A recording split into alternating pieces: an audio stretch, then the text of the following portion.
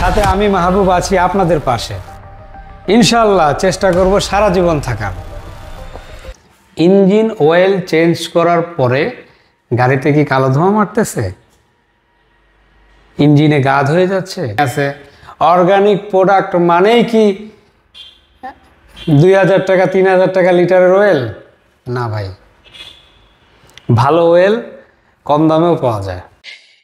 বেশিরভাগ গাড়িতেই দেখা যাচ্ছে কি যে ইঞ্জিন অয়েলটা ড্রেন দেওয়ার পরে গাড়ির পিক আপ ভার হয়ে যাচ্ছে, গাড়ি ওভারব্রিজে উঠতে পারতেছে না, তেল বেশি খাচ্ছে।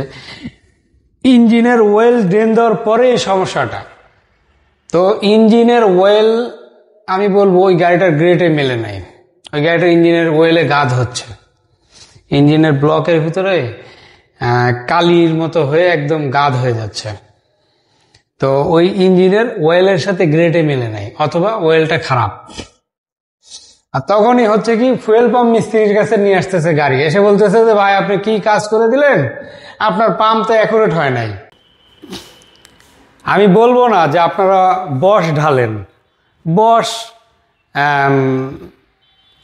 অনেক পুরাতন কোম্পানি, 139 বছর এই কোম্পানির ভ্যালু আর কি। তো এই কোম্পানিটা 1886 সালে প্রতিষ্ঠিত, তাহলে অনেক পুরাতন। তো এনাদেরও ইঞ্জিন অয়েল আছে, বা এনাদের সবই আছে, খালি ইঞ্জিন অয়েল না। তা আমি বলছি না আপনি এটা ঢালেন, আপনি যেটাই ঢালেন, আপনি যে অয়েলটাই ঢালেন, আপনার অয়েলটা অবশ্যই অর্গানিক হতে হবে। তবে বশ বিশ্বমানের ভালো product. Octopus engineering private limited বশের অথরাইজ ডিস্ট্রিবিউটর হিসেবে আমরা এখন আপনাদের মাঝে আছি। বশের যে কোনো প্রোডাক্ট আপনারা আমাদের কাছে পেয়ে যাবেন। এছাড়া আমাদের নিজস্ব প্রোডাক্টও আপনারা পেয়ে যাবেন ইনশাআল্লাহ। সাথে আমি আছি আপনাদের পাশে, মাহবুব। আবার আমরা অনেকেই মনে করি কি যে 20W50 একটাই গ্রেড হয় ইঞ্জিনের, যে ওইটাই খালি ঢালো, 20W50 ছাড়া আর কিছু ঢালা যাবে না। তো 20W50 সব গাড়ির গ্রেড না। 20W50 আসলে আগেকার কিছু গাড়ি ছিল, সেইগুলো গাড়ির ইঞ্জিনের গ্রেড। ওগুলা ইঞ্জিনের যেগুলো টর্ক পাওয়ার, ম্যাক্স পাওয়ার, আরপিএম এগুলো কম, যেগুলোর কানেক্টিং রডটা বড়, যেগুলার